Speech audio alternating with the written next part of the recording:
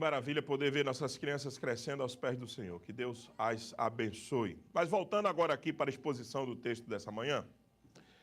Depois de uma oração onde o local tremeu, vocês se lembram disso? Depois da perseguição feita aos apóstolos João e o apóstolo Pedro, depois desse episódio, os irmãos foram orar pedindo a Deus o quê? Coragem. Coragem para testemunhar do Evangelho. É isso talvez a nossa maior necessidade nos nossos dias. Mas depois disso, continuando o relato, vem outro panorama de como é que está a igreja. De como a igreja está. De como ela, de vez em quando, Atos dá um diagnóstico de como a igreja estava se comportando. A gente já teve o primeiro diagnóstico em Atos capítulo 2, versos 42 ao 47. Lembra-se disso? E agora de novo, Lucas faz questão de mencionar de novo como é que anda a igreja, mas agora de uma perspectiva, de uma ênfase mais diferente. Não é apenas o poder da pregação, mas também o amor e a generosidade na vida. Agora Lucas faz questão de mostrar como é que estava o coração dessas pessoas, como eles estavam alinhados de coração e qual era a ênfase que eles davam. Agora a ênfase é na partilha dos bens, agora é na suprimento de cada uma das nossas necessidades. É sobre isso que nós vamos tratar nessa manhã. O tema é o privilégio de ser igreja. Nós somos privilegiados, meus irmãos. E eu queria que você saísse daqui nessa manhã vibrando muito por você pertencer à igreja de Cristo Jesus.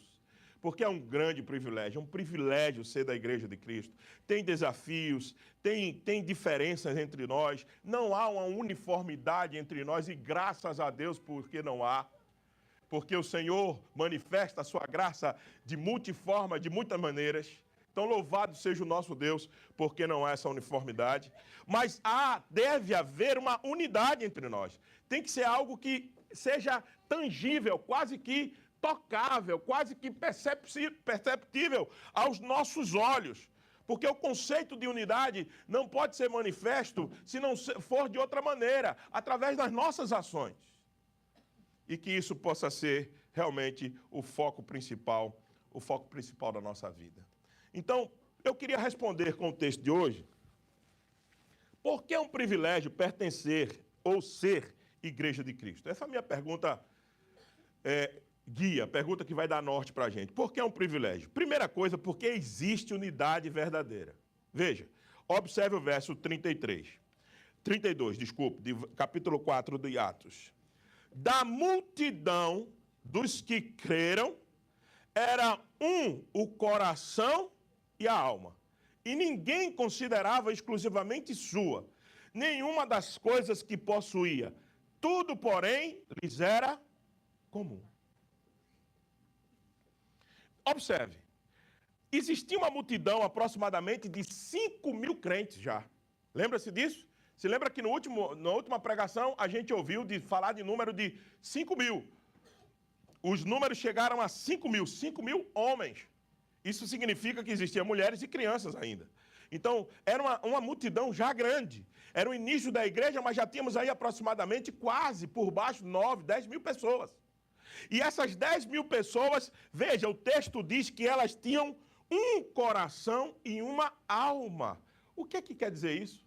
Você já leu tantas vezes esse texto, mas qual é a expressão coração e alma? O que é que significa? O que é isso? Veja, Lucas está emprestando aqui uma expressão da cultura hebraica. No hebraísmo daquela época, o povo hebreu tinha uma condição que era importantíssima para dizer que eles estavam juntos. Eles usavam a expressão coração e alma. Não é à toa que o texto de Deuteronômio, o livro de Deuteronômio, existe 6 passagens que contemplam essa expressão. Você sabia disso? Em Deuteronômio existe 6 vezes a expressão coração e alma. Vou ler 2 para vocês. Deuteronômio 10, 12.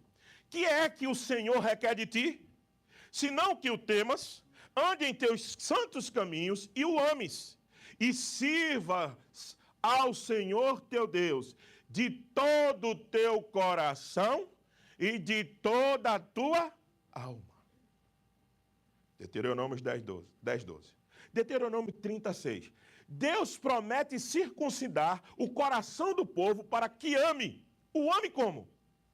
De todo o coração e de toda a alma. Quando você vê Lucas emprestando essa linguagem, lembra-se que Lucas disse: amarás o Senhor teu Deus de todo o teu coração, de toda a tua alma, de toda a tua força e de todo o teu entendimento. Alguém já colocou, amante do café, já colocou café, né? C de coração, A de alma, F de força e E de entendimento. Só que Lucas está emprestando, naquele texto também, o Evangelho, e os outros escritores do Evangelho, quando eles citam aquele texto, eles estão emprestando a linguagem da cultura hebraica. E o que, na verdade, pastor, então significa isso? Isso é uma expressão fortíssima. Indica a profundidade da unidade espiritual. É a inteireza do ser. Veja, quando a gente está falando que eles eram unidos de coração e alma, nós estamos querendo dizer, Lucas, desculpe, está querendo dizer, eles eram unidos espiritualmente. A alma aqui, sinal de vida, pessoalidade, de nascer de novo. É na alma que essas coisas acontecem. E o coração? O coração, o centro da vontade, das afeições, dos pensamentos. O cor na cultura hebraica era o centro da existência, é o que você é. O seu coração determina o que você é. Isso para os hebreus era assim. E Lucas está dizendo o seguinte: vocês precisam, com toda a vontade, com todas as afeições, aquilo que vocês são, estarem unidos também de alma, porque vocês nasceram espiritualmente, vocês nasceram de novo, e vocês precisam, sobretudo, expressar esse novo nascimento através das afeições de vocês, da unidade de vocês. Então entenda, a alma aqui, no pensamento hebraico, significa vida, pessoalidade, ser integral. Em Atos, Lucas usa essa linguagem para mostrar que a comunidade vivia uma unidade existencial. O coração aqui, para o povo hebreu, é o centro da vontade, da mente, das afeições. Em Atos 4,32, o texto da gente, isso mostra que os crentes estavam alinhados em seu desejo, motivação mais profunda, vivendo em amor mútuo e entrega. Deixa eu dizer uma coisa, sabe por que é privilégio ser igreja? Porque é a única instituição em cima dessa terra que pode ter unidade essencial e não unidade de fachada. As outras instituições sobre esta terra, elas às vezes declaram unidade, mas às vezes a unidade não é da essência, é do interesse, não é motivado pelo novo nascimento, é motivado pelo status, pelo interesse e por quanto eu posso ganhar. Não estou dizendo que não existe unidade em alguns outros lugares. Até eles existem. Mas isso é muito mais frágil. A única unidade resiliente e resistente é a unidade do corpo de Cristo, porque ele, sendo cabeça, ele nos uniu num só corpo. E isso é indissolvível. Isso não pode mudar. Isso não vai mudar. Ah, pastor, mas a gente vê tantas unidades por aí dentro das igrejas, unidade de fachada, unidade efêmera, unidade às vezes só de discurso, de boca e não de prática. É verdade, concordo com você. Mas mesmo que essas coisas aconteçam no nosso meio, mesmo que aqui ou acolá a gente veja pessoas dando apenas testemunhos falsos, frívolos, da boca para fora, mas o único corpo místico que pode verdadeiramente apresentar sinais de verdadeira unidade é dentro da igreja de Cristo. Na cultura ocidental moderna, muitas vezes reduzimos coração a emoção e alma a algo místico. Mas no hebraico é vida integral diante de Deus, é vida verdadeira, é unidade essencial. Essa unidade será visível no fato de não considerarem seus bens como exclusivamente seus. Prova essa unidade, pastor. A continuação do verso. Ninguém considerava exclusivamente sua nenhuma das coisas que possuía. Tudo, porém, lhes era comum. Então, observe que a teoria do coração e da alma, ela tem que ser externada na prática. Por isso que eles não consideravam nada aos seus. Lucas está construindo isso aqui da perspectiva seguinte. Se você teve a alma transformada, se você teve o coração guiado pelo desejo do Senhor, certamente você vai expressar isso na sua vida prática. É isso que Lucas está querendo dizer. E veja, eles não tinham tudo propriamente o que era seu como seu, por quê? Porque Salmo 24, verso 1 diz que os céus e a terra pertencem a quem? Ao Senhor. Então eles compreendiam muito bem o Salmo 24. Eles entendiam o Salmo 24 e entendiam o seguinte, nós deveríamos entender da mesma maneira. Estamos num mundo que nós não criamos. Você criou alguma coisa? Você veio à existência. Apenas. Estamos num mundo que nós não criamos. Tudo que temos não conseguimos apenas por nosso direito de criação, mas porque alguém nos ajudou. E tudo o que possuímos, e temos isso dentro do reino de Deus e no meio do seu povo. Então, logo, tudo que temos não é nosso. Tudo que temos pertence a Deus. Somos apenas o quê? Mordomos. Essa é a figura bíblica para nós. Mordomos. Sabe qual é o mordomo? O mordomo, ele toma conta de todas as coisas dentro de uma casa. Ele faz a escala dos funcionários, ele compra, ele vende, ele organiza todas as coisas, mas a casa não é sua. Ele sempre presta contas a alguém. Ele trabalha, ele manuseia todas as coisas como a ele fosse de responsabilidade. Mas ele não tem nada de direito que é seu. Tudo é do dono da casa. Então essa deveria ser a perspectiva da minha e da sua vida. Não é uma perspectiva de que todas as coisas são minhas e egoisticamente a gente diz, isso é meu e acabou. A perspectiva bíblica é que de alguma maneira nós temos as coisas de forma comunitária. Porque não existe vida fora da comunidade. A vida cristã ela não pode ser vivida fora da comunidade, ela tem que ser vivida dentro da comunidade. Dentro da reunião dos santos, aqui na comunhão dos santos. A verdadeira unidade não é uniformidade, nós nunca pregamos isso, mas é comunhão verdadeira do Espírito. É essencial. E o que é essência, o que é identidade, que a gente tem discutido isso muito nos cursos de liderança e também nos homens, o que é essência deve ser manifesto no propósito. Se eu sei o que eu sou, eu sei o que eu tenho que fazer. Se eu não sei o que eu sou, eu não sei o que eu tenho que fazer. Logo, essencialmente, eu tenho que descobrir o que eu sou. E eu sou o corpo de Cristo, para poder viver como Cristo quer que eu viva. Nós podemos de verdade viver algo verdadeiro. Por que nós podemos de verdade? Por que nós podemos essencialmente viver isso? Porque o Espírito habita em nós, essa é a obra do Espírito. Quando você vê o relato de Atos, no capítulo 4, 32 ao 35, que é o nosso texto de exposição, fazer o segundo relato de como vivia, eles estão dizendo assim, olha a obra do Espírito, olha o que o Espírito pode produzir, o que vocês sozinhos não conseguem. Porque nós sozinhos só produzimos discórdia, desavença, guerra. Eis aí a semana terrível que nós tivemos. Nós produzimos isso de forma solitária. Quando estamos só, sem a dependência do Espírito, quando nós não estamos vivendo no Espírito, o que nós produzimos é o que vimos essa semana. Coisas tenebrosas e terríveis, é isso que nós produzimos.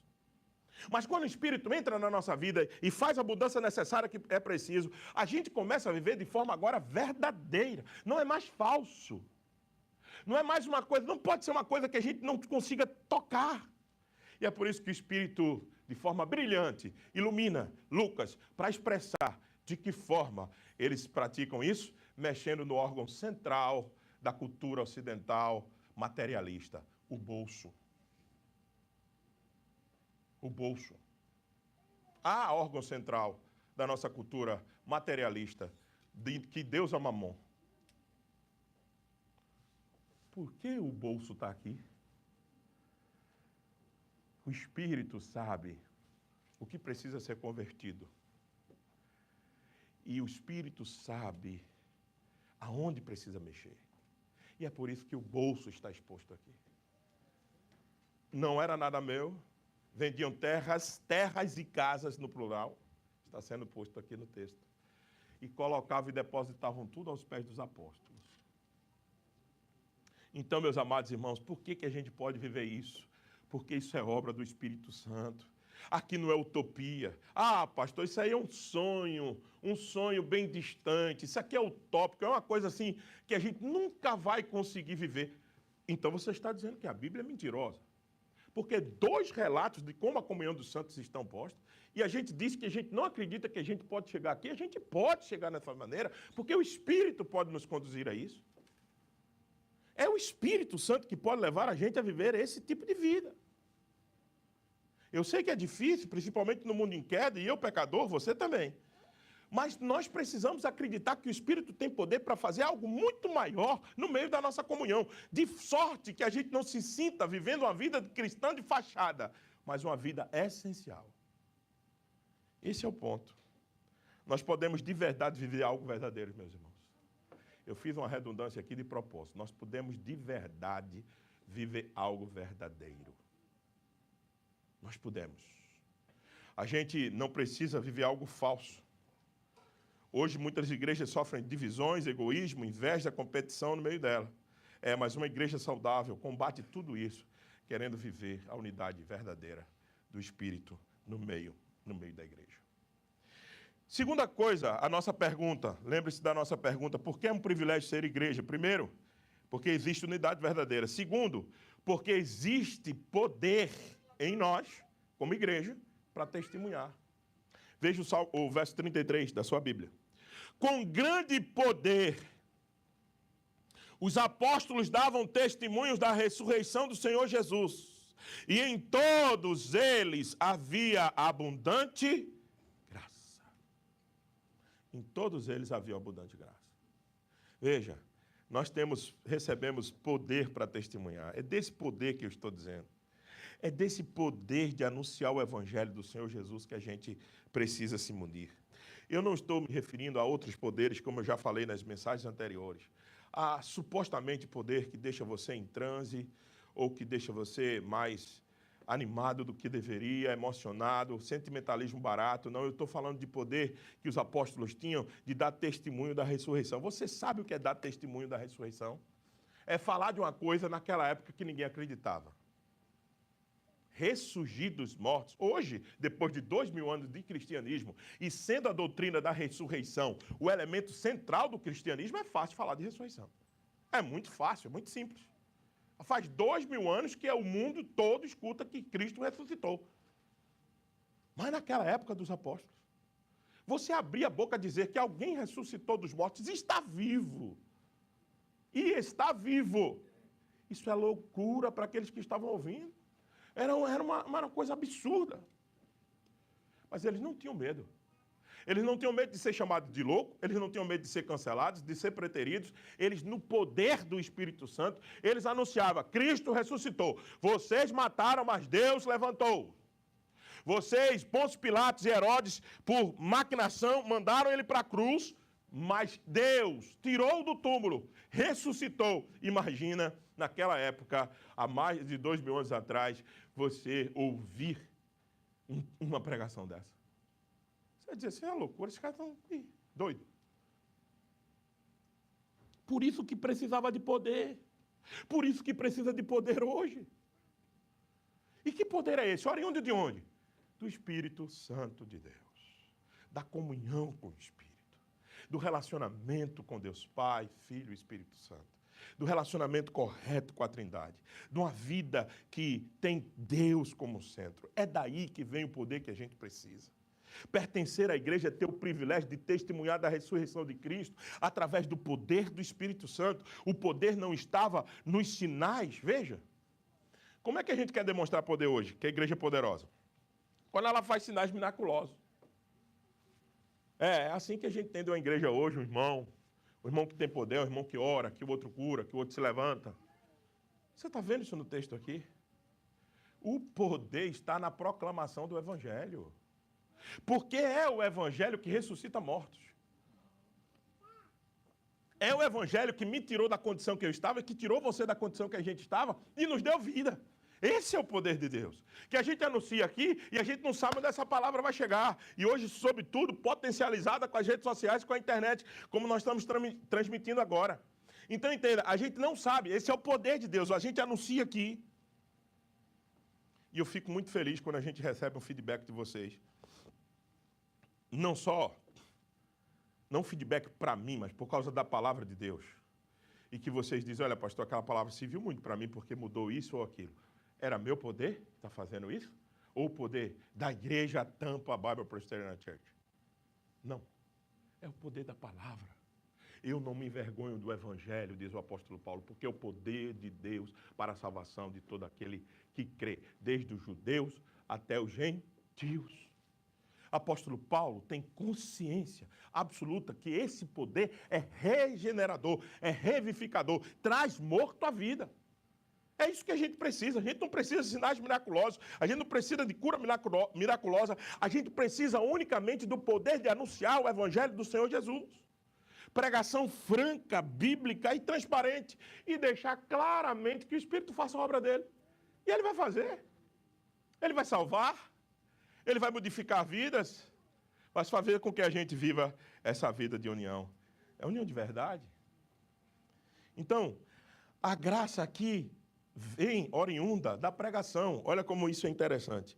Com grande poder, os apóstolos davam testemunho da ressurreição do Senhor Jesus, e todos eles haviam abundante graça.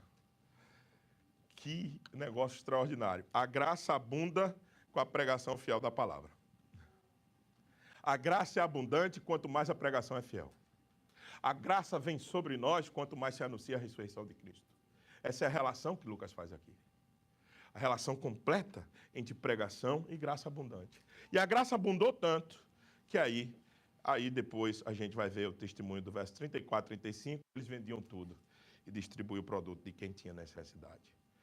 A graça para praticar o amor em contribuir para a obra do Senhor, mas também uma graça para mudar vidas, mudar lado, mudar sentido, mudar propósito, mudar vontade.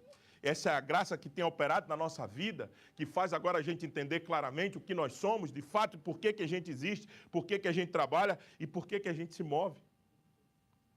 Então, meus amados irmãos, o crescimento da igreja depende única e exclusivamente não das nossas habilidades de manusear a igreja. O poder está na palavra, o poder está no anúncio de Cristo ressurreto. O poder da igreja não está nos programas, na capacidade da gente fazer eventos, na capacidade da gente se organizar o espaço físico. Todas essas coisas são importantes, têm seu devido lugar. Mas o que vai fazer uma igreja se mover é o poder da palavra. Observe o que a palavra tem feito no nosso meio. Eu estou olhando aqui para vocês e estou vendo uma igreja de 1 ano e 7 meses que já está assim, dessa maneira, não de forma extraordinária, números astronômicos, mas vendo hoje, por exemplo, muitos visitantes aqui. E o que é isso? É o poder que vai sendo atraído por causa da palavra. Não é a capacidade do nosso espaço, que tem tantas dificuldades e delimitações, mas é a palavra que traz, é a palavra que modifica, é a palavra que une. E eu não estou querendo justificar as nossas debilidades nas nossas organizações e espaço físico. Não, isso precisa ser sempre trabalhado, melhorado. Mas eu estou justificando que se falta-nos a palavra, falta-nos tudo. Não adianta programas bons. Não adianta organização extraordinária. Produziremos uma comunidade vazia. A palavra nos une. A palavra nos fortalece. A palavra nos guia. Mas não são os programas, mas o evangelho proclamado com poder e autoridade do Senhor. É isso que a gente vê. Tanto é que, na frente, nós vamos ver o capítulo 6, que eles tinham um problema de organização. As viúvas dos helenitas começaram a reclamar que eles não estavam sendo atendidas com as cestas básicas. Mas a palavra não deixou de avançar por causa da debilidade da organização da igreja. É a palavra o centro. E a gente vai consertando, melhorando todas as outras coisas. Que essa igreja possa entender isso. Isso é a visão missional de ser uma igreja que está comprometida com a visão do Evangelho. Terceira e última coisa, que está igualmente no texto, porque é um privilégio a gente ser igreja. Primeiro, porque a gente tem unidade verdadeira. Segundo, porque a gente tem poder para testemunhar. E terceiro, porque existe generosidade de fato. De fato. Não é uma generosidade teórica, mas é uma generosidade na prática. Veja o que o texto diz no verso 34. Pois nenhum necessitado havia entre eles, porquanto os que possuíam terras, casas, vendendo-as, traziam os valores correspondentes e depositavam aos pés dos apóstolos, então se distribuía a qualquer um à medida que alguém tinha necessidade. Verso 34, 35. Meus irmãos, não haver necessitados entre nós é uma grande bênção. É o testemunho da nossa conversão. É um testemunho da mudança da nossa vida em Cristo Jesus. Se alguém entre nós tem uma necessidade ferrenha e nós não temos capacidade de acudir a essa pessoa, ou então nós temos sensibilidade para entender o que ela precisa, que tipo de mudança houve em nós de verdade? Que tipo de modificação houve nas nossas vidas? Vejam, eles vendiam propriedades, e eu faço sempre a nota aqui. Vejam, as propriedades eram deles. Os apóstolos não confiscaram propriedade de ninguém. É livre propriedade da pessoa. E ela fazia o que ela era movida no seu coração. Veja, aqui não tem nenhum tipo de governo tomando propriedade de ninguém. Aqui é liberdade de ação. Eles vendiam o que eles tinham porque eles queriam. E traziam os pés dos apóstolos para a distribuição ficar mais justa.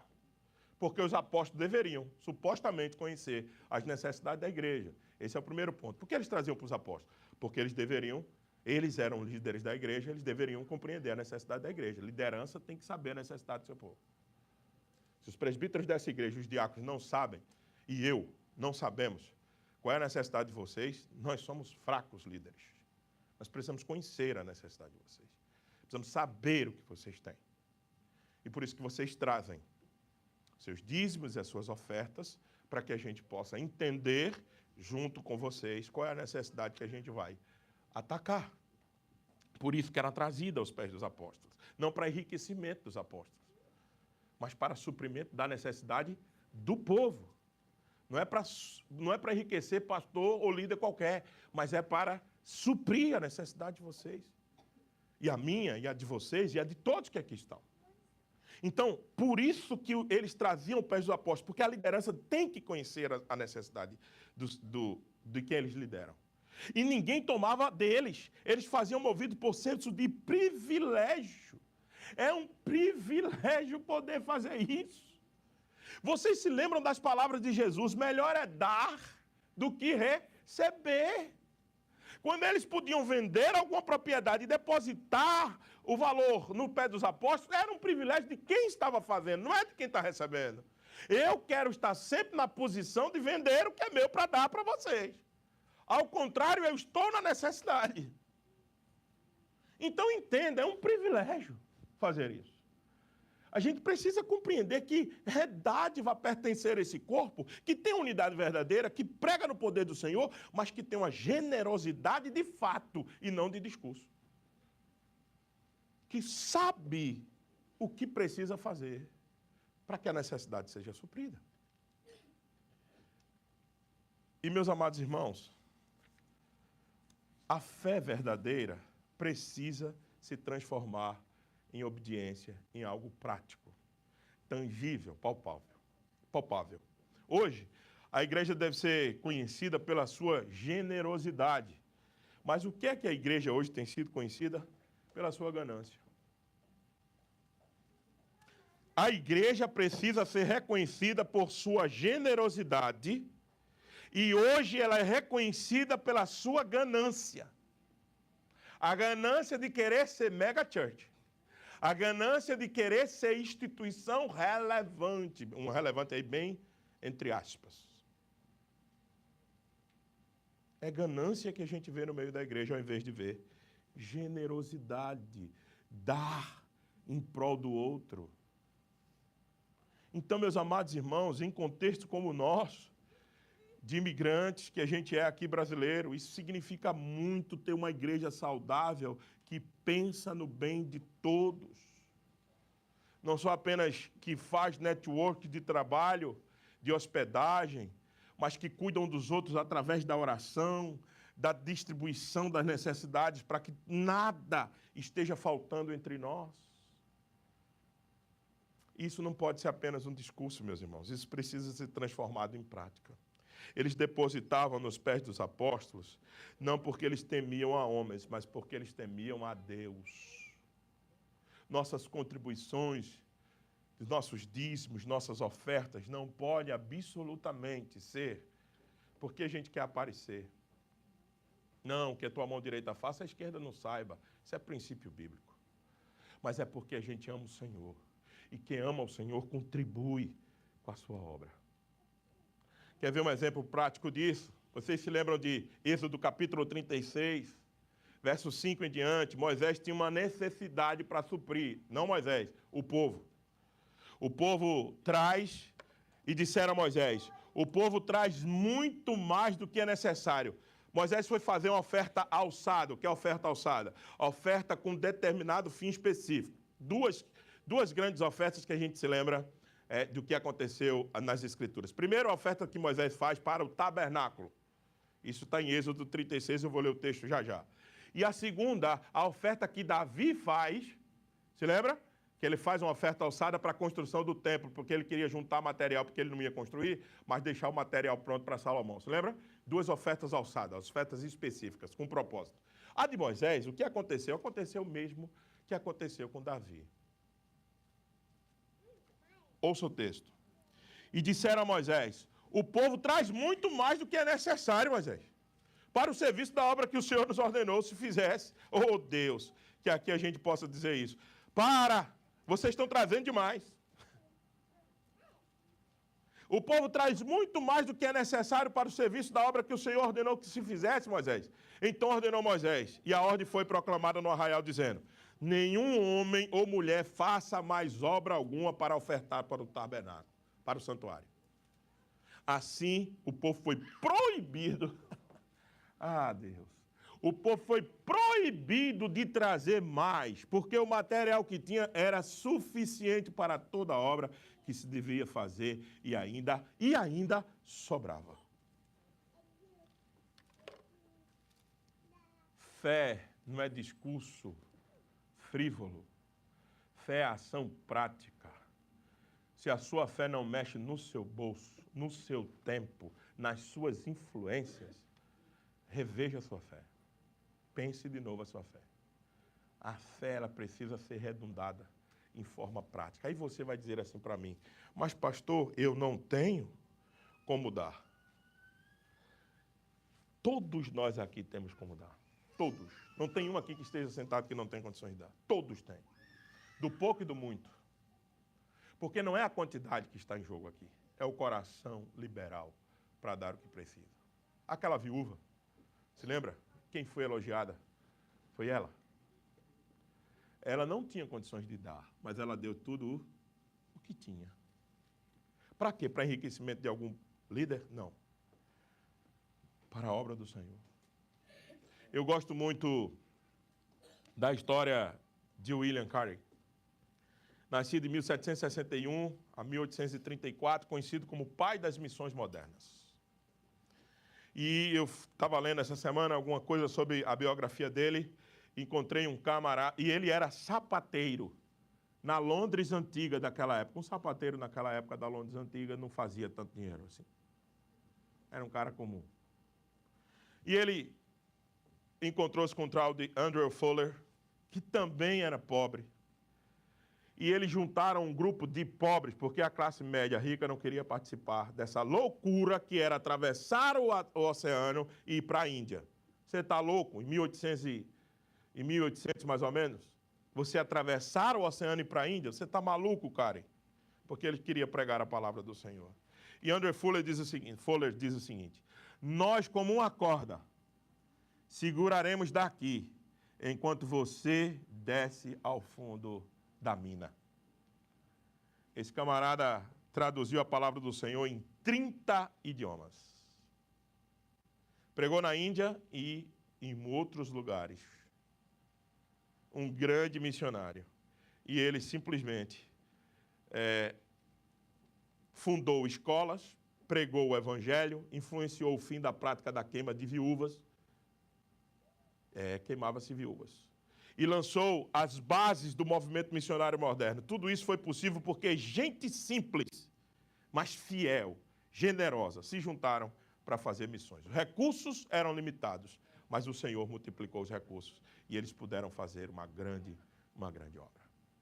Então, a gente precisa ir para a prática, meus irmãos. A gente precisa ir para a vivência dessa generosidade, porque é privilégio ser igreja do Senhor. Algumas aplicações finais para a gente encerrar. Primeiro que a semana que se passou foi muito dura para nós. Cenas terríveis, de pelo menos 2 mortes que nos impactaram durante essa semana. Primeiro por causa de, parece que já está meio que definido, e eu digo isso com muito cautela, que a primeira morte, eu me refiro àquela ucraniana que estava no trem. Parece que aquilo foi motivação de segregação racial. Parece que isso já está confirmado. A segunda mais famosa, que tomou o mundo, é a de Charlie Kirk, que parece também que a motivação ainda não foi definida por alguns princípios que ele defendia, de alguns valores supostamente cristãos. E eu digo isso com cuidado também, porque não quero trabalhar com os dois lados que nós vimos essa semana, terríveis. Gente comemorando a morte desse rapaz de 31 anos de idade, que era casado e tinha 2 filhos. E o outro lado, tornando-o como Marte da fé cristã. Ah, que velocidade que a gente faz essas coisas. Calma. Nenhuma coisa nem outra. O que a gente fica claro é o que eu disse no minuto 23 da pregação, você pode ir lá no minuto 23 da pregação de domingo passado, e eu disse aqui que o mundo está claramente dividido em 2 grandes blocos. Do minuto 23 ao 24:52. A Rouvier fez o corte e colocou ontem. Eu disse aqui. O mundo se divide em 2 grandes blocos. Esse negócio de ideologia política, esquerda, direita, branco, azul, vermelho, é conversa mole. Aliás, eu suspeito que essa divisão no mundo ela existe desde Cristo. Os que são a favor do Senhor e os que são contra o Senhor. Os que amam ao Senhor e os que são contra o Senhor. Porque eu não estou dizendo que essas 2 vítimas elas tinham um relacionamento profundíssimo de fé com o Senhor, não. Mas eu estou dizendo que segregação racial, tá certo? E assassinato em público, daquela maneira brutal e terrível, é coisa anticristo. É anticristã. Isso é contra o Senhor. Então eu disse para vocês que vão enfeitar. Porque o extremo A, o extremo B, vão enfeitar. Não, isso é só enfeite. Na verdade, é os que amam o Senhor e que os odeiam. O mundo é desse jeito. Sempre foi assim. Então, a gente se espanta com casos desses, nos espantemos. E quem não chorar por aquelas situações, como eu chorei pelos 2 casos, quem não se ter uma empatia com isso, não pode entender que o cristianismo, a sua essência principal é o amor. O amor. Como é que é o resumo da lei? Como você obedece ao Senhor? Amarás o Senhor teu Deus de todo o teu coração, de toda a tua alma, com todo o teu entendimento. E amarás o próximo como a ti mesmo. Esse é o resumo da lei. E o resumo do evangelho que acompanha a lei é que alguém nos amou tanto que deixou a sua glória, se encarnou e não matou ninguém em trem, e não atirou em ninguém publicamente, mas deu a sua vida em resgate dos seus. Isso é amor cristão. O cristianismo não compactua com esse tipo de miséria que a gente viu essa semana. Porque nós somos essencialmente amor.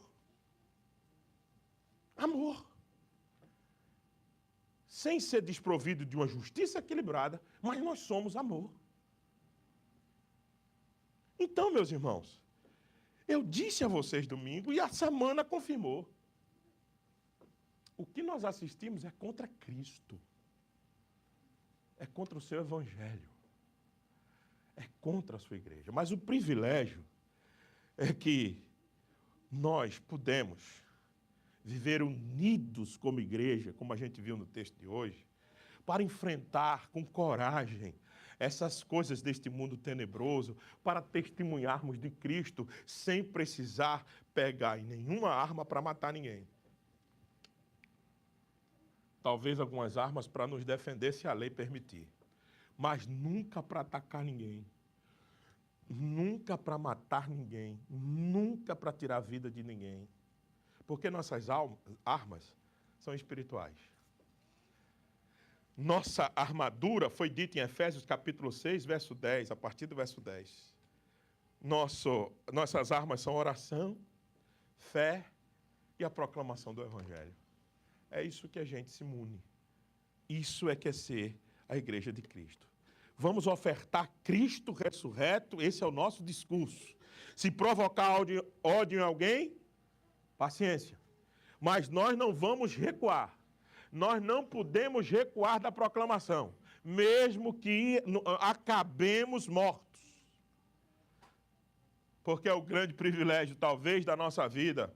Alguém me perguntou, semana passada, como é que era, o que é que eu pensava de como morrer.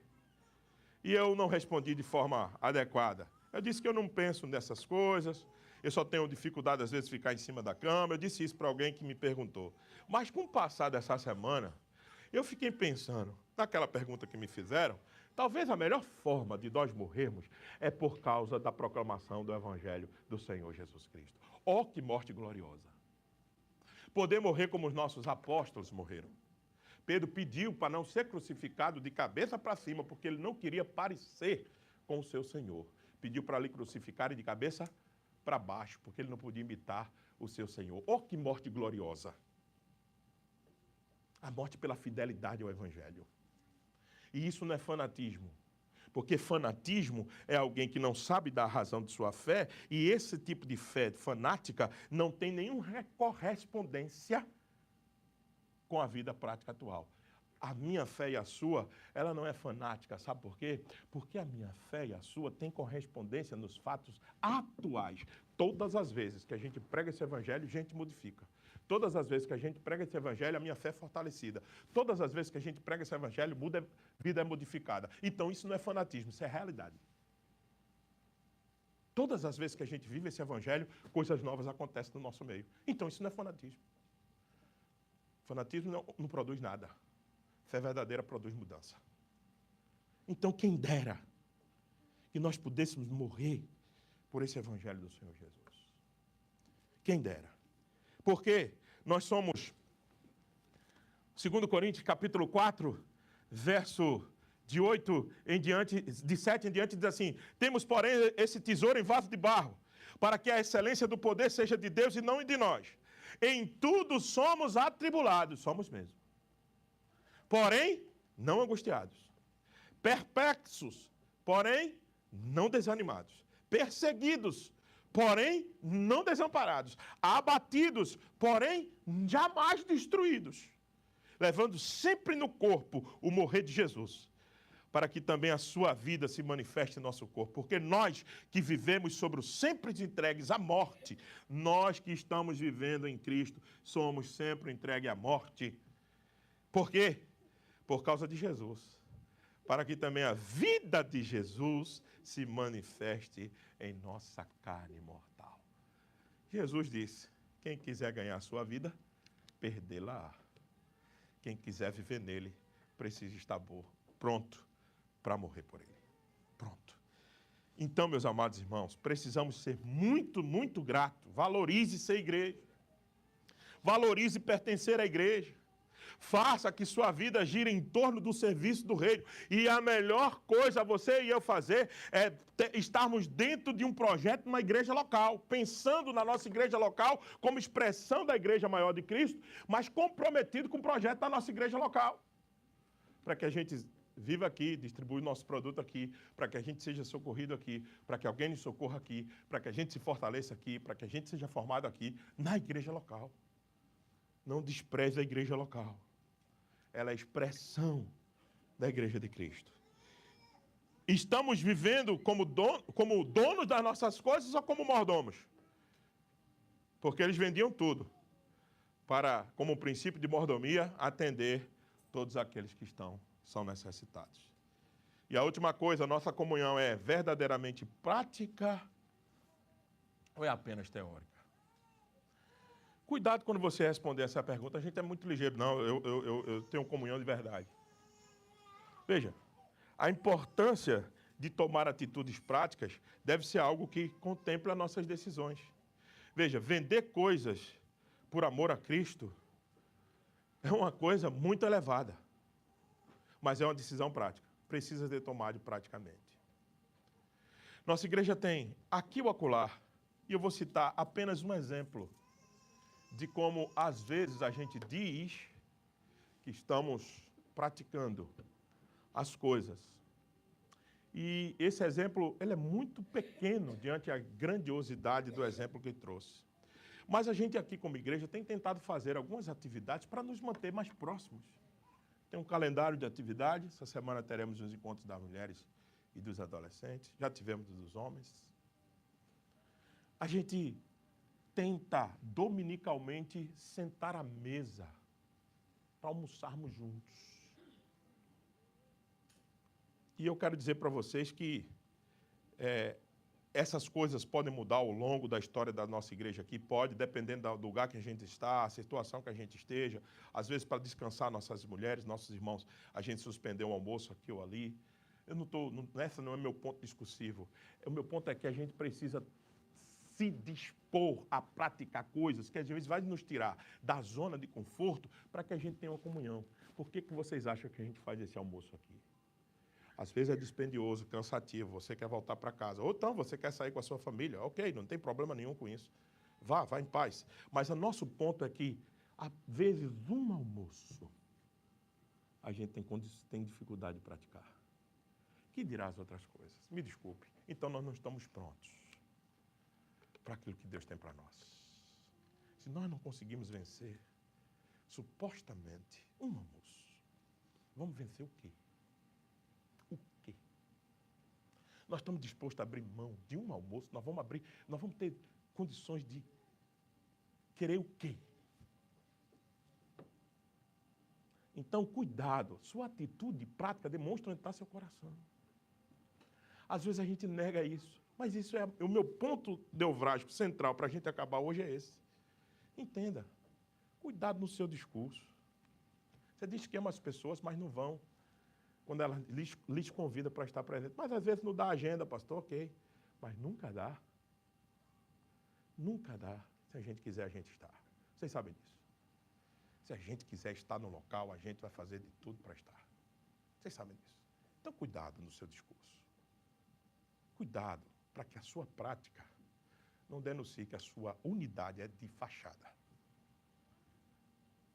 A gente precisa viver de fato. Se alguém tem necessidade do nosso meio e a gente só diz, como o Tiago disse, Deus te abençoe, Deus supra a tua necessidade, que fé é essa? Nós precisamos se envolver, meu irmão. A fé cristã exige de nós postura. A fé cristã exige de nós prática. A fé cristã não apenas exige de nós confessionalidade, de confessar a fé. A confessionalidade, ela precisa ser vista na nossa atitude. Então, que Deus nos ajude, que Deus nos dê força de viver esse evangelho, de entender o privilégio de ser igreja. É privilégio demais estar aqui com vocês. É privilégio pertencer a esse corpo. Isso não pode ser um peso para nós. Essa é a razão da nossa vida. Isso tem que ser transformado na razão do nosso viver. Porque carreiras começam e terminam. Mudança de local, de país, a gente faz e volta.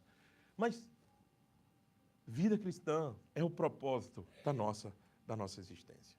Que o Senhor nos ajude e que a gente possa, como esse relato, um dia alguém contasse sobre a nossa história em 2025, alguém pudesse escrever uma carta para alguém dizendo assim, a igreja presbiteriana de Tampa está muito bem, eles amam o Senhor, eles pregam Cristo ressurreto, e no meio deles não tem necessidade nenhuma. Todos estão supridos. Será que alguém pode escrever isso de nós. Espero em Deus que sim. Espero em Deus que alguém escreva isso da gente, dizendo como nós estamos, para o louvor da glória do Senhor e para o bem-estar de cada uma das nossas almas. Que Deus nos abençoe, meus irmãos. Vamos orar ao Senhor. Senhor, muito obrigado. Muito obrigado por esse tempo.